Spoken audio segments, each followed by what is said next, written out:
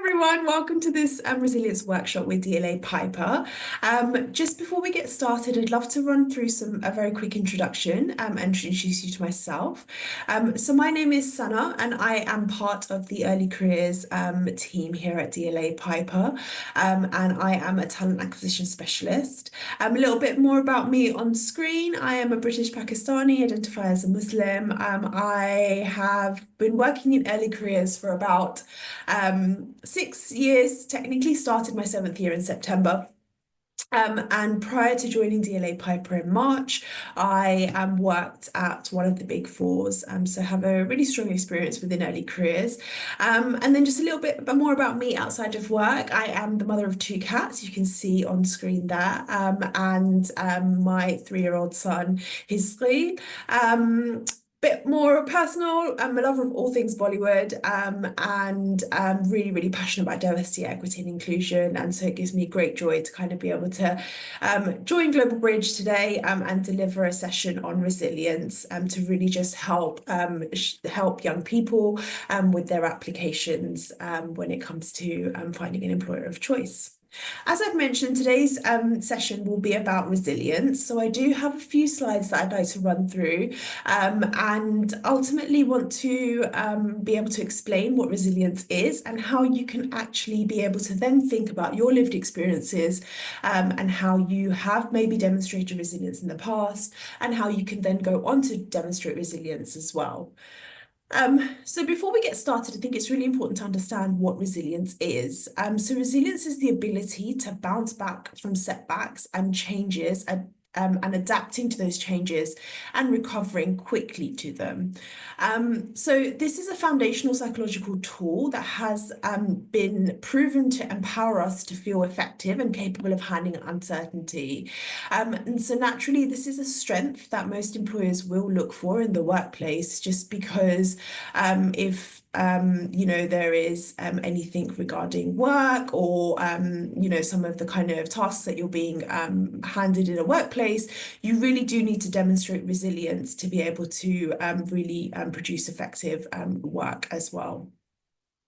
So resilience kind of involves maintaining a positive mindset, and we'll go on to talk a little bit more about what else resilience needs to be able to demonstrate it effectively. But you need a positive mindset, you need some perseverance, and also the ability to kind of accept, to learn and grow out from the adversity that's kind of faced in front of you. And resilience is something I think is definitely the kind of developed when you have more experience and you become a little bit more astute to yourself as an individual and what your ways of working are. So it is something we must figure out how to kind of become more resilient on our own. We'll also touch on how resilience can be developed. So it can be developed through kind of mindset shifts and also practice through healthy habits as well.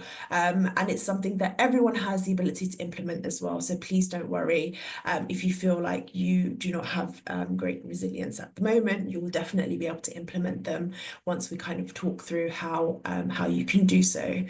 And then finally, resilience is also, as I mentioned, something that happens and you develop over time, but it is really a great way to showcase, emotional strength and allow yourself to navigate through difficult situations as well. So before we get started on some of the content, I do want to just quickly share some quotes that I feel are very powerful and really do kind of resonate with the topic today. So I'm just going to pause for a few minutes to just allow you to read those. And when you're reading them, just have a think about how they might resonate with you, and have a think about which one might be your favorite quote.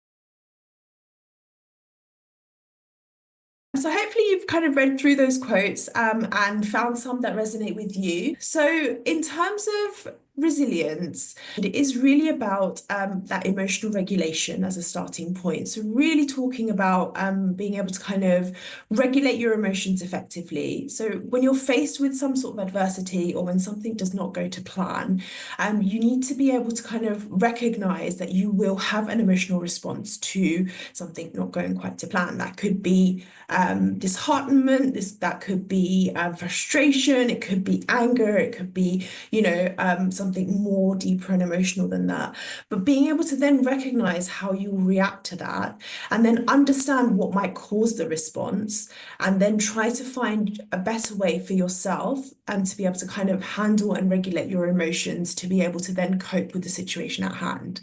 So a good example of this might be if you are perhaps at an assessment centre with for a firm, and you are part of a group exercise, and you're halfway through that group exercise, you might be interrupted for some reason to say, actually, there's kind of been a change in the plan, and actually, you need to think about X, Y, Z to be able to get to the end result. So naturally, in this situation where it's quite pressurizing and it is an assessment center and time sensitive, you might feel a little bit flustered, you might feel a little bit more nervous, and you want to just kind of make sure that you've understood the task properly. So with all these emotions kind of then building up and being kind of introduced as the problem has kind of come your way, you really need to be able to first of all think about, okay, how do I calm myself down and then approach the task with some rationale and logic. And by that doing so, by regulating your emotions, by recognizing your emotions, you are then able to hopefully cope with the situation in hand and achieve the end result. So next we have problem solving. So this kind of ties in with emotional regulation, and ultimately once you've kind of been able to regulate your emotions when you are faced with some sort of a difficult situation or a change in circumstance that might have a long-term impact, you then need to think about how you can problem solve and focus on the things that you can control instead of dwelling on what you cannot change. So this is a really crucial kind of additional skill that you do need to be able to demonstrate resilience, and probably very, very crucial when it comes to stepping into a workplace or going into university, for example. So think about, when a difficulty or a problem kind of comes your way, are you able to then, look at the situation in hand? Are you then able to list out the kind of problems, the solutions that you can control, and think about the outcome of those, and the impact of those solutions as well? So it's typically proven that kind of those people that aren't able to demonstrate resilience in this point might just have a very kind of tunnel vision approach to a certain problem, and actually just, hit a bit of a hurdle when when it comes to problem solving, but actually having broadening out your mindset and actually being able to recognize some of the solutions that you could implement just really helps you be able to kind of demonstrate resilience a little bit more as well.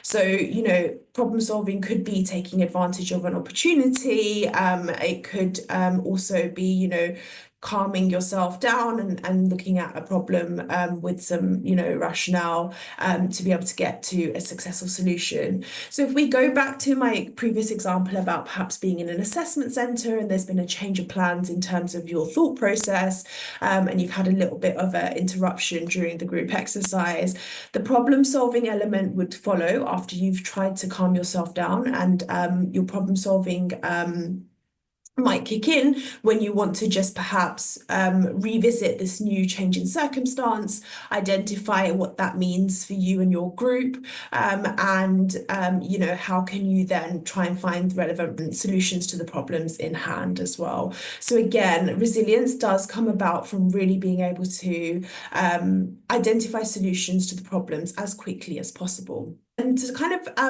put that into practice and really ensure that you take a positive perspective on any situation, and reframing negative thoughts to be more realistic and positive as well. And I think this is something that's very difficult to do. until you have the ability to kind of again regulate your emotions. So it's really about, okay, this adversity or this challenge has come my way, rather than just giving up and saying, well, that's that. There is no solution to this, and there's no other way I can approach this. It's actually about, okay, so what can I learn from this situation? What can I do to really make sure that we get to a successful end result? And by changing your mindset and stepping away from a negative approach, you really then open up the doors to more solutions coming into play. You actually might enjoy the problem solving behind the situation as well. Um, it's also really important as well at this point, I want to say, is to just have some compassion towards yourself as well. There might be times where, and this has happened to me as well, where I've been faced with a problem and, I've been staring at it for a couple of hours and I'm not able to find a solution. And actually, I find that sometimes when I step away and I take a break, I can, just distract myself with something else. Sometimes maybe I'll go for a walk, get some exercise, maybe, go to the gym and come back and face a problem. I actually can then be able to approach that adversity or that challenge with a more clearer mind, and allow myself to actually then come up with better ideas to approach any particular issue. And I think being able to kind of recognize when you need to step away from something and have that emotional empathy, and that self-compassion, is really, really important when you are thinking about resilience as well. And, having that self-compassion has been proven to kind of boost overall health and resilience as well, when it comes to facing life challenges. And then finally, having growth mindset. Now, growth mindset is a separate skill when it comes to, being able to demonstrate this in the workplace. And most employers nowadays are looking for individuals that can represent growth mindset. And for anyone that doesn't know, it's about really kind of taking any task that you might be given or any challenges and creating learning opportunities from them. So thinking about how you can, if you were faced with a similar circumstance later down the line, how can you really develop your mindset and learn from the challenge? Whether that's through getting feedback, but always thinking about ways to improve yourself as an individual and therefore growing your mindset. So this obviously does come hand in hand with resilience as well, because you need to be able to have that ability to really look at any challenge as a learning opportunity, and then be able to say to yourself, okay, so if this happened again, how can I ensure that this is something that is not as impactful as a challenge or an obstacle next time, and how can I look to improve myself and my own reaction to something a little bit later. And again, that ultimately then allows you to become more resilient. So obviously, I know I've just kind of spoken quite a lot about resilience as a whole and some of the characteristics that you might find when you are demonstrating resilience, but let's just have a look at what resilience could look like for you. So obviously, some of you may be watching this video on your own, just as a way to kind of learn a little bit more, and some of you may be thinking about it in groups. But, when you have a chance, just have a discussion. What does resilience look like for you? Has there been moments in your life where you have been able to, demonstrate resilience, and how did you, did you demonstrate it effectively, or do you think there were some areas where you could have perhaps improved? But typically, you might feel, you have to develop some resilience after, you've made a number of job applications or university applications, and then something may not have gone your way and you may have faced a rejection. And in that situation, resilience could look like, okay, you face a number of rejections, but actually still going on to then make more applications, and recognizing that, a couple of rejections doesn't mean that's it. There's nothing further for you from here, from this moment onwards, but actually saying, okay, I received a couple of rejections. Can I get feedback from these rejections to really then find ways to improve and then pushing yourself to make more applications again. So already, you're implementing that growth mindset piece by introducing ways you can really improve, and seeking feedback, and then pushing yourself to make some more applications. Another moment of resilience could be, continuing to work and study hard, even if, your teacher has shared some constructive feedback. So, constructive feedback is a great example of where you might have to demonstrate resilience. We may not always agree with the feedback that we're going to be getting, whether it's in the academic space or whether it's in the workplace, but actually, again, regulating your emotions, changing your mindset and saying, actually, what is this feedback trying to teach me? And taking that feedback on board and still continuing to work just as hard and just as effectively as you have done to really make sure that, you are getting the best out of being the best version of yourself as well. So that could be an example of resilience. Another thing could be, facing a difficult time at home and still performing at school as well. And I'm sure a lot of us can relate to situations like this. I myself had difficult moments in school as well. During my A-levels, we had a personal circumstance that kind of impacted a lot of my approach to school, and that really helped me demonstrate resilience because I had to just regulate my emotions, find some, problem solve effectively, and really be able to not lose focus on my A-levels as well. So again, a great example, should you be if there's anything kind of happening in your personal life that you then have to kind of work around to get the end result in a different part of your life. But just some examples as well. So obviously, have a little bit of a pause here. Just have a think about how you have been able to kind of demonstrate resilience in your day-to-day life, either as a group or individually. Just have a think, and then think about how you could have perhaps approached it a little bit better as well.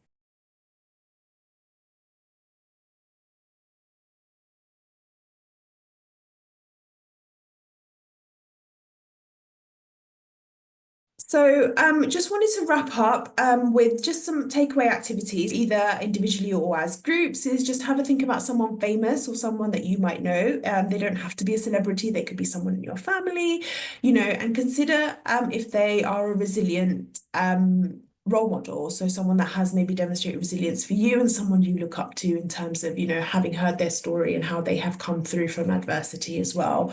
And then obviously have a discussion if you are part of a group about how your kind of role model has been able to demonstrate strong resilience and why.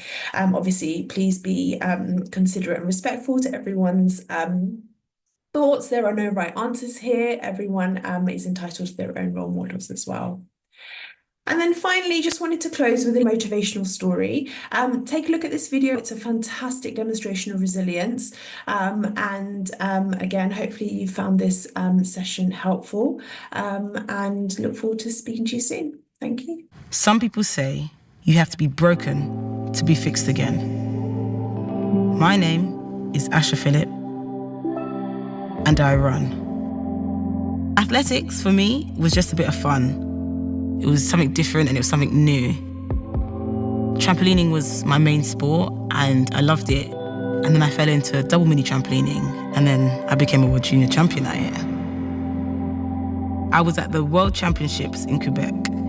I bounced up, but when I came down, I didn't land right. I could just hear the crunch. I could just see my leg pointing in a different direction.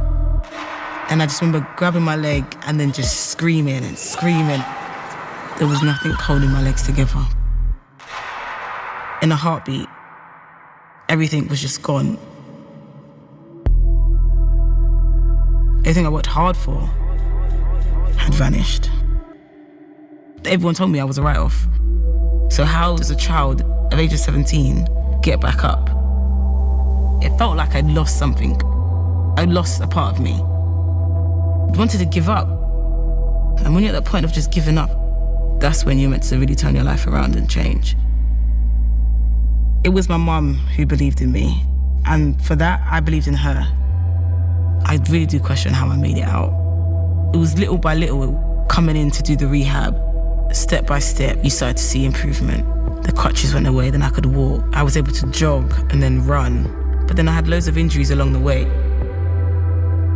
The only thing standing between success and failure is mental toughness.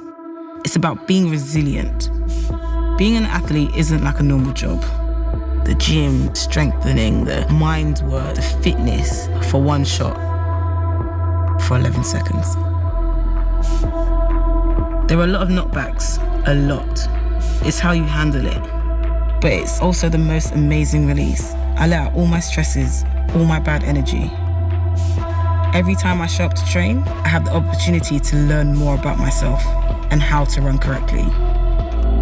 Some people train brilliantly, but in a race, they don't win. You need focus. You're in an arena of thousands of people, then you're on the start line with 7 other women, then you have a man holding a gun, and you have to learn to channel all this, not panic. But there's so much going on with your family in the crowd, everyone's screaming, wanting you to do well, and obviously they're screaming for the girls alongside you. How do you put that all aside and say, okay, I have to focus on myself, focus on my lane, focus on me.